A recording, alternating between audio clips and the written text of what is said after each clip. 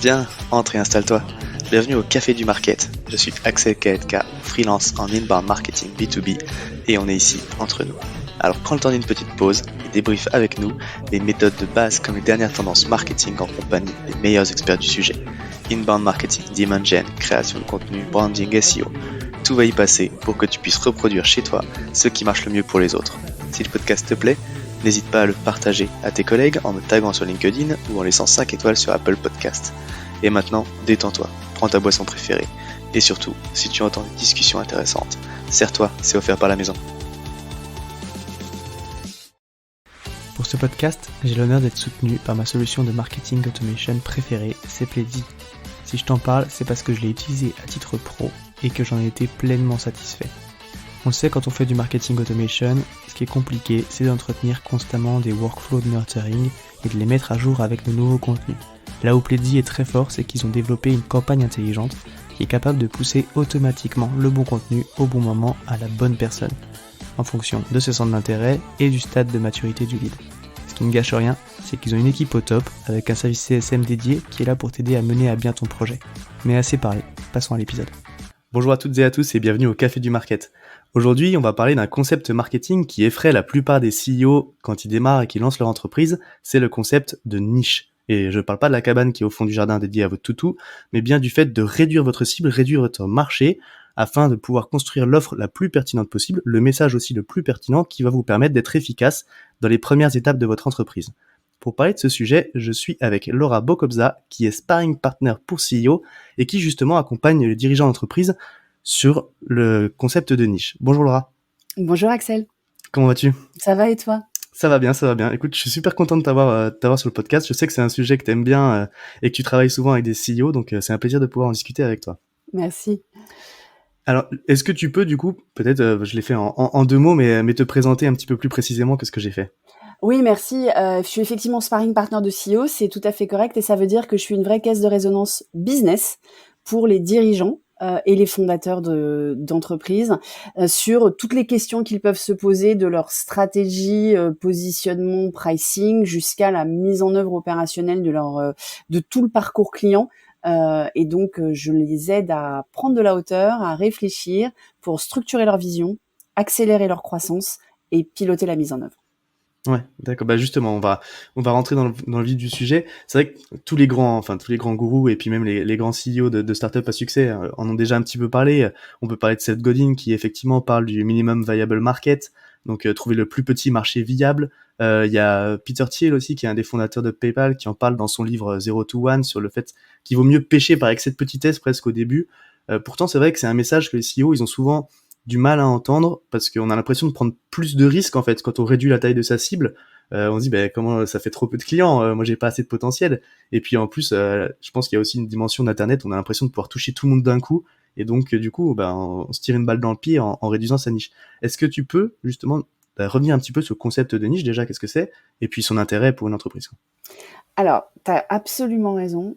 Le problème vient d'internet où on a l'impression qu'on peut toucher tout le monde et donc pourquoi ne pas le faire ? Et le concept de niche, c'est être très rigoureux sur le fait que on résout un problème pour un certain type de personne ou d'entreprise. Et c'est focalisé sur la douleur qu'on enlève, le fameux pain point, pour un certain type de personnes. Et c'est pas du démographique ou du firmographique. C'est des personnes qui ont un problème, ça peut être à cause effectivement d'une caractéristique démographique, mais souvent, il y a beaucoup d'attitudes et de comportements. Et donc, le concept de niche, c'est trouver, tu as cité mon maître qui est Seth Godin en la matière, évidemment, c'est trouver les gens pour qui ta solution est la meilleure solution. Et en fait, ça ne limite pas ton expansion par la suite, mais ça te permet de trouver ce que les Américains appellent le wedge, donc le coin qui va te permettre d'entrer, tu mets le pied dans la porte pour pouvoir, après, apprendre beaucoup plus sur tes clients et apprendre beaucoup plus sur d'autres problèmes et puis croître. Ouais, effectivement, tu l'as dit, et c'est intéressant, c'est que ça limite pas l'ambition. En fait, ça n'empêche pas de vouloir être un leader sur un marché très très large. Enfin, et c'est juste qu'il y a des étapes en fait par lesquelles on passe et qu'il faut savoir démarrer petit pour justement pouvoir être pertinent. Et c'est intéressant la façon dont tu le dis, c'est que c'est pas forcément effectivement un vertical précis, même si des fois ça peut se traduire comme ça, mais c'est pas forcément un vertical précis. Ça peut aussi être un choix technologique où effectivement on le voit, beaucoup de startups travaillent en fait sur une fonctionnalité très précise. Donc, comme tu dis, c'est une douleur qui est bien identifiée et on va répondre à celle-là comparé en fait à des grands, j'allais dire des grands acteurs, des grands ERP ou des choses comme ça qui cherchent un petit peu à tout faire au final et à couvrir tout le spectre. Et donc ça, c'est travailler sur cette douleur du coup pour avoir une réponse qui est pertinente et qui va être différenciante aussi peut-être par rapport aux concurrents qui sont un petit peu plus larges et plus installés, quoi. Mais exactement, et le meilleur exemple de ça, c'est Mailchimp. Mailchimp qui Ouais. s'est vendu quand même 12 milliards, hein, donc on peut pas parler d'une petite entreprise. Hein. Mailchimp a commencé sur une niche. Mailchimp a commencé par attaquer une partie du marché des SMB, donc les PME, qui en fait n'avaient pas d'offres d'emailing adaptées à leur taille, à leurs problématiques, à leur manque de capacité technologique aussi, hein, puisqu'il faut pas oublier que dans les SMB, on n'a pas forcément des développeurs ou des gens qui sont très à l'aise avec et en fait, ils ont voulu devenir en quelque sorte un peu le WordPress de l'emailing, hein, donc quelque chose de très WYSIWYG, et puis de très abordable financièrement. Et ils se sont attaqués au SMB, qui est en plus la niche la plus compliquée à aller chercher parce qu'il y en a beaucoup, c'est très fragmenté, etc. Donc, mais ça les a pas empêchés de devenir un des leaders du marché, puisqu'aujourd'hui, généralement, les gens citent, quand tu leur demandes un emailer, ils en citent 3 et Mailchimp en fait partie. Ok. Justement, du coup, maintenant qu'on a expliqué un petit peu ce que c'était que le concept de niche, comment est-ce qu'on s'y prend du coup quand on se lance pour trouver sa niche, identifier sa niche et puis surtout la tester, quoi. Alors, moi, je pense que le plus grand problème, c'est pas quand on se lance, parce que souvent, quand on se lance, on a cette idée-là, parce quand on se lance, on a l'idée de résoudre un problème, et Mhm. c'est plus facile en fait de trouver sa niche quand on se lance que quand on s'est lancé avec le mauvais angle.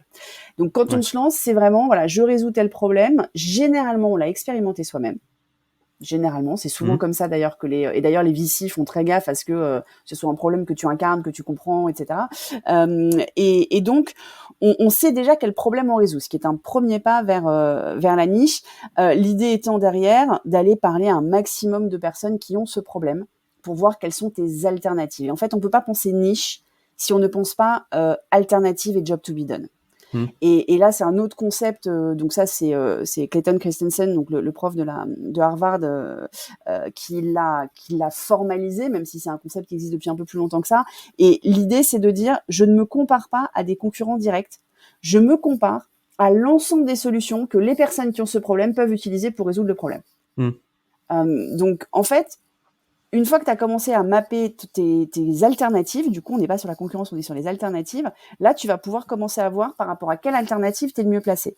Et donc, quel type de personnes utilise l'alternative. Donc ça, c'est une première étape. Et ensuite, il faut aller vérifier tes hypothèses, parce qu'on ne fait que des hypothèses tant qu'on n'a pas parlé à des vrais gens, Mhm. et avec de l'interview client et de l'interview découverte.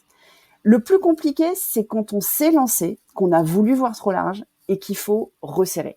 Et ça, c'est l'étape la plus complexe, mais qui est salutaire en fait. Et donc, il faut faire la même chose, c'est-à-dire il faut aller lister tous les clients à qui on s'adresse, aller prendre des gens et aller leur demander pourquoi vous m'avez choisi, quel a été votre chemin, quel a été votre parcours, qu'est-ce que vous avez regardé comme autre solution, qu'est-ce qui a déclenché le fait que votre problème il est devenu tellement prégnant que là vous aviez besoin de le résoudre, etc. Et là, on va assez vite identifier lesquels sont sticky, donc sur lesquels on va pouvoir s'appuyer, et puis lesquels sont là peut-être par hasard ou dès qu'il y aura une autre solution, ils partiront. Et donc la réponse, en fait, en gros, dans les deux cas, c'est aller demander au client, quoi. Ouais. Ok, donc si je reprends du coup, alors dans l'ordre un petit peu de ce que tu as dit, t'as parlé de mapper les alternatives, parce qu'effectivement tu as dit c'est pas uniquement la concurrence. Quand on a un logiciel par exemple et qu'on fait de la démat, c'est vrai qu'on a tendance à cibler les logiciels qui vont se passer un petit peu comme nous, mais au final on est aussi en concurrence avec les gens qui le font manuellement. Donc avec le fait d'avoir un employé qui s'occupe de ça, tout simplement. Exactement. Et du coup donc c'est mapper un petit peu toutes les alternatives, trouver laquelle face à laquelle t'es le mieux positionné, et après c'est donc d'aller identifier ces personnes-là et faire des interviews du coup pour comprendre effectivement si possible avec tes clients pour savoir pourquoi est-ce qu'ils t'ont choisi toi, qu'est-ce qui a déclenché l'acte d'achat et qu'est-ce qui fait qu'ils ont choisi toi aussi par rapport à autre chose, quoi. C'est exactement ça. Alors, tu peux le prendre par les alternatives, comme je l'ai dit, ou tu peux le prendre par le déclencheur. Ok. En fait, il faut toujours se projeter dans le parcours de ta niche, en fait. Et c'est le parcours qui va définir une niche. Donc, c'est pour ça que je dis, attention, c'est pas que de la démographie ou de la firmographie quand on parle de B2B, hein, c'est pas que de la taille d'entreprise ou une fonction dans l'entreprise. Ça va être vraiment, quel est encore une fois, la douleur, hein, quelle est la douleur, quelle est du coup la transformation que je cherche. M'enlever la douleur, c'est pour atteindre quel objectif? C'est le fameux job to be done. Hein. Est-ce que c'est tu parlais de remplacer des employés ou ou ton propre fichier Excel, les logiciels de gestion par exemple pour auto-entrepreneurs ou micro ou solopreneurs sur internet, c'est pour enlever la douleur du fichier Excel, c'est pour faire des calculs automatisés pour des gens qui veulent pas se prendre la tête avec leur compta, je peux avoir la douleur, donc moi j'adore Excel, je fais beaucoup de calculs, ma douleur à moi c'est j'ai peur de me tromper par rapport à l'administration. Et donc là tu vois bien que ma niche, qui est la niche que je représente, qui sont des gens qui sont à l'aise avec l'argent et avec le traitement de l'argent et la gestion de leur trésorerie, mais qui ont une peur de mal faire parce que ils ont peur des amendes. C'est pas du tout la même douleur et du coup c'est pas forcément le même chemin d'inbound ou de contenu à proposer ou de claim même de messages sur ton site que ceux qui sont allergiques aux chiffres et à Excel. Ouais, clairement. Et donc, en fait, c'est ça. C'est-à-dire qu'il faut vraiment que tu te dises, est-ce que moi, je fais quelque chose pour les gens qui sont allergiques à Excel ou est-ce que je fais quelque chose pour des gens qui ont aucun problème avec les chiffres, mais qui ont plutôt peur du gendarme. Et donc, c'est pas le même message, mais tu sais quoi? C'est pas le même produit, en fait. Oui, parce qu'effectivement... Pardon, vas-y. Non, mais donc, du coup, je voulais juste revenir au fait que, tu sais, moi, mon grand dada, c'est que le marketing, c'est aussi le produit. Et qu'il faut pas oublier qu'en fait, ta niche, si tu te projettes, ça va vraiment, vraiment aller impacter, en fait, l'ensemble de ce que tu fais. Et donc, pour continuer sur cet exemple, pour satisfaire quelqu'un comme moi, qui est pas du tout allergique aux chiffres, mais qui a des attentes assez fortes, du coup, et une douleur un peu plus complexe, tu vas avoir besoin d'un MVP plus large que pour aller résoudre celui qui est allergique aux chiffres. Donc peut-être que ton minimum viable audience pour faire ton MVP, c'est la personne qui est allergique à Excel, et qu'ensuite, quand tu auras stabilisé cette niche, quand tu auras creusé ton sillon, quand tu te seras bien installé, tu vas commencer à développer des fonctionnalités qui vont servir à la fois tes clients existants de ta niche que tu auras éduqués à ce qu'ils aillent un cran plus loin dans la gestion des chiffres, mais tu vas pouvoir aussi ouvrir à un autre marché que je représente. Et donc, on voit bien que la niche, c'est un point de départ. Les gens, ils pensent MVP sans aucun problème et ils n'arrivent pas à penser MVA. Ouais, effectivement, et tu l'as dit, c'est un concept aussi, effectivement, qui va aller toucher jusqu'au produit, parce que quand tu as identifié cette problématique, et là, si on reprend ton exemple, du coup, la différence entre les gens qui sont allergiques à Excel et les gens qui ont un problème avec l'administration, c'est que derrière, ça doit aussi guider ta roadmap, ça va guider les fonctionnalités que tu vas développer, celles que peut-être tu dois déjà retirer de ton produit, en fait, même, ou arrêter, parce que ça va venir brouiller ton message et effectivement ta proposition de valeur par rapport à ces gens-là. Et donc, c'est quelque chose qui va impacter, en fait, un petit peu toute l'entreprise. Et ça va impacter ton prix, parce que selon tes niches et selon tes segments, parce qu'en fait, on commence par une niche et puis ensuite, on va avoir plusieurs cibles. Ça va impacter ton prix parce que ce qu'on appelle le willingness to pay, hein, donc vraiment ce que les gens sont prêts à payer pour enlever la douleur, il va être différent aussi selon les différents marchés. Donc peut-être, et c'est là qu'on va voir apparaître différents tiers, par exemple, de forfaits. On va avoir également, ça va forcément impacter ta distribution. Alors, on pense beaucoup le modèle SaaS qui se vend tout seul en autonomie, mais typiquement, si tu commences à aller chercher des clients plus importants, peut-être que tu vas pas les laisser en autonomie. Peut-être que le jour où tu vas t'attaquer au grand compte, là, tu vas développer, tu vas passer du marketing led à du sales led, et tu vas avoir des équipes internes différentes. Et puis, évidemment, ça va aller impacter ta promotion en termes de messages, en termes de typologie de canaux que tu vas utiliser, parce que là aussi, dans l'interview découverte client qu'il faut que tu fasses, demande-leur où est-ce qu'ils traînent ces gens-là. Est-ce que tu vas les trouver à des afterwork? Est-ce que tu vas les trouver sur LinkedIn? Est-ce que tu vas les trouver sur Instagram ou sur TikTok? Est-ce qu'ils lisent des newsletters? Est-ce qu'ils écoutent des podcasts? Donc, pour voir où est-ce qu'il faut que tu passes tes messages. Super intéressant. Et justement, alors, on a donné un petit peu quelques exemples théoriques, mais Alors, il y a quelques grands exemples que peut-être qu'on peut partager pour illustrer le concept. Il y en a un que j'aime bien, et je sais que tu le connais parce que c'est par toi que je l'ai vu. T'as parlé de Mailchimp tout à l'heure, qui s'est attaqué du coup effectivement à l'emailing simplifié pour les PME, qui se sont fait aussi du coup grignoter des parts de marché à plus petite échelle par un autre outil qui s'appelle ConvertKit. Du coup, est-ce que tu peux nous raconter un petit peu ça? Ouais, alors en fait, je connais pas l'histoire de ConvertKit absolument. Je l'ai pas participé, mais en gros, ConvertKit a fait exactement ce qu'a fait Mailchimp au plus gros à Mailchimp, c'est-à-dire qu'ils sont rentrés par le bas. Et c'est une technique qui est extrêmement efficace parce que forcément, quand tu commences à t'éloigner de ta niche originelle, et je souhaite à tous tes auditeurs qui sont patrons de boîte de s'éloigner de leur niche originelle et de gagner un plus grand marché, mais forcément, ta niche originelle peut se sentir délaissée. C'est-à-dire que le fait que tu grossisses, que tu aies plein de fonctionnalités, que ton tableau de prix soit beaucoup plus compliqué, etc., ben, elle peut ne plus se reconnaître. Alors, il y a 2 éléments importants, c'est garder ton positionnement et ta marque, parce que tu as cette adéquation de marque qui est hyper importante dans la niche. Et Mailchimp, ils se sont petit à petit éloignés à la fois de leur marque et de leur niche originelle, en tout cas pour plaire au plus grand nombre. Et donc, ConvertKit est rentré plus sur les solopreneurs, enfin voilà, le côté très ils ont attaqué comme ça, et il y a pas mal d'exemples en fait de venir prendre le marché. Ça peut paraître contre-intuitif, mais prendre la plus petite partie du marché, parce qu'en fait c'est celle dont les plus gros s'occupent plus. Donc c'est quelque part c'est les, on appelle ça en anglais les low hanging fruits, quoi, c'est les plus faciles à aller attraper en fait. C'est les insatisfaits, etc. D'ailleurs, moi, je recommande toujours dans les interviews découvertes, lisez quand vous savez pas qui interviewer parce que vous n'avez pas lancé, allez lire les avis et les références de vos alternatives. Les avis, prenez-en des positifs et des négatifs. Il faut pas prendre que du négatif, hein. Faut pas aller satisfaire que les insatisfaits. Faut aussi se mettre au standard des satisfaits. Et évidemment, les références, généralement, c'est qu'ils sont satisfaits. Mais c'est une super source d'enseignement pour pouvoir aller voir comment je vais attaquer le marché sur le fameux wedge, donc le coin qui n'est pas encore occupé.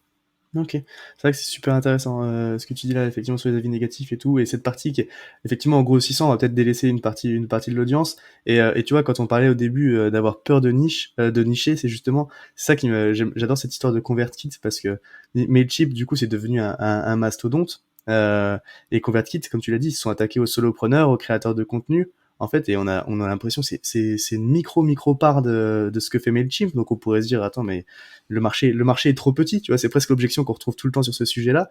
Et en faisant une solution qui est designée pour les créateurs de contenu, une solution de mailing designée pour eux, ils ont réussi à prendre une part de marché infime de Mailchimp. Je crois qu'ils ont la dernière fois qu'il y a eu l'histoire publiée, il y avait un peu plus de 36 000 utilisateurs. Donc c'est ridicule par rapport à ce que fait Mailchimp. Mais ça permettait déjà de faire 2 millions de revenus mensuels récurrents. Et donc ça fait déjà un beau revenu pour une entreprise qui démarre, et je pense qu'il y a pas mal de CEO qui aimeraient bien démarrer par ces chiffres-là. Et donc c'est déjà une très belle réussite en tant qu'entreprise, quoi. Donc comme quoi on peut commencer tout petit effectivement par un segment qui peut paraître ridicule entre guillemets, sur lequel on a l'impression de se mettre en danger, et puis quand même faire une très belle réussite, et comme tu l'as dit, après diversifier son offre et s'étendre sur d'autres marchés, quoi. Et en fait, il faut pas oublier que quand Seth Godin dit minimum viable market, il y a viable. Ouais. Donc, il faut quand même qu'on s'assure que la niche avec laquelle on démarre, elle sera suffisante. Alors, tu as parlé des solopreneurs de ConvertKit où effectivement c'est suffisant parce qu'il y a ils sont prêts à payer, etc. Enfin, il y a pas de souci qu'ils ont vraiment la douleur que ConvertKit enlève. Et ils avaient aussi les canaux pour aller les chercher. C'est-à-dire que en fait, ta niche, il faut que tu saches bien la définir.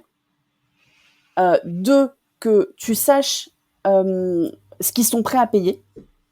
Et 3, que tu saches comment les atteindre. Voilà. Et d'ailleurs, souvent, en interview découverte, quand j'incite les dirigeants que j'accompagne à aller faire des interviews découvertes, pas seulement avec leurs propres clients, mais aussi avec des clients d'alternatives sur lesquels ils sont positionnés et qui me disent mais je sais pas où aller les trouver. Je leur dis si tu sais pas où aller les trouver pour juste leur proposer un interview de 20 minutes où tu leur vends rien, tu vas jamais réussir à rien leur vendre. Hein. Donc tu sauras pas les trouver non plus. Donc il faut toujours se poser la question de est-ce que je sais aller leur parler, est-ce que je sais où les trouver.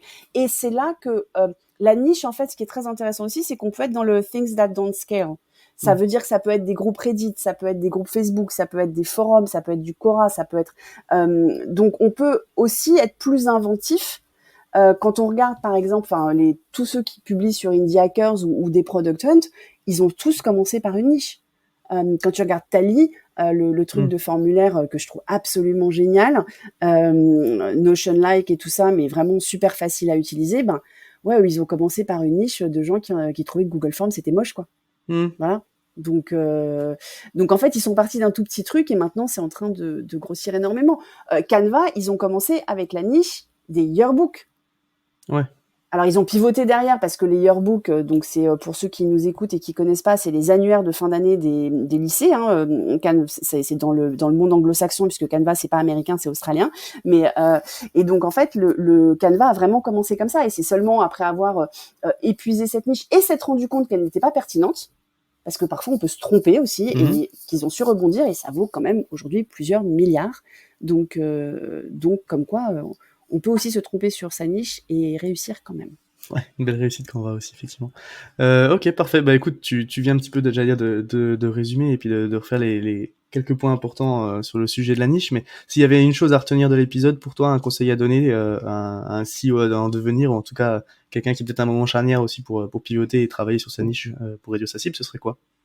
De pas en avoir peur, d'être vraiment, de te dire ok, je regarde tous mes types de clients ou tous les types de clients que j'aimerais avoir un jour.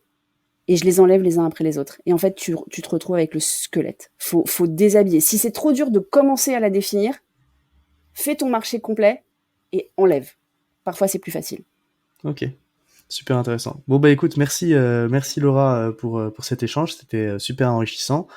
Si tu as des questions pour toi, du coup, on peut te retrouver sur LinkedIn et donc tu as aussi un site internet. Et donc, je te dis encore merci d'être venu et à très bientôt. Merci Axel, à bientôt. À tous ceux qui ont tenu jusqu'ici, déjà merci beaucoup, et j'imagine que le sujet vous a plu, donc n'hésitez pas à envoyer de bonnes ondes à notre invité. Pour ceux qui le souhaitent, le meilleur moyen de soutenir le podcast, ça reste d'en parler autour de vous et de laisser 5 étoiles sur votre plateforme d'écoute préférée. Je compte sur vous. Et dans tous les cas, je vous dis à bientôt pour un prochain rendez-vous au Café du Market.